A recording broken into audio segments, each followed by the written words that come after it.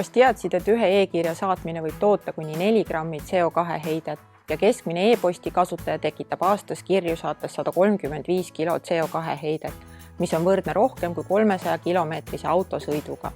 Iga kuu jõuab sinu e-postkasti uudiskirju, reklaame ja listikirju. Kui palju sa neist päriselt loed?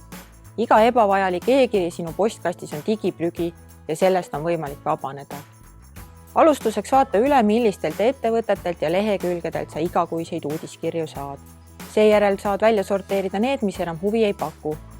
Selleks ava ebavajalik e-kiri ning keri selle kirja lõppu.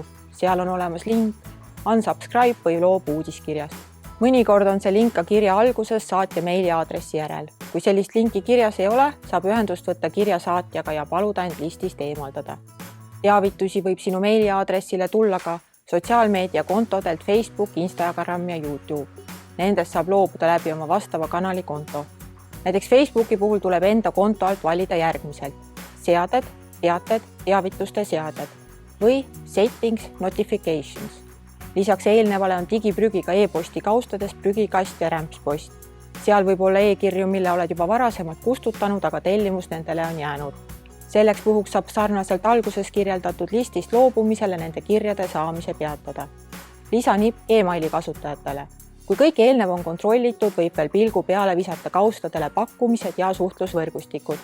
Need leiab, kui valida menüüst järgmiselt: veel, kategooriad, suhtlusvõrgustikud, pakkumised. Sinna võib olla kogunenud hulk e-kirju, mis põhipostkasti ei jõua ning on sellisel kujul kui nähtamatu digiprügi. Ka sealt saab vähese vaevaga ebavajalikud kirjad kustutatud ja digiprügi vähendatud. Lihtsad ja tõhusad sammud.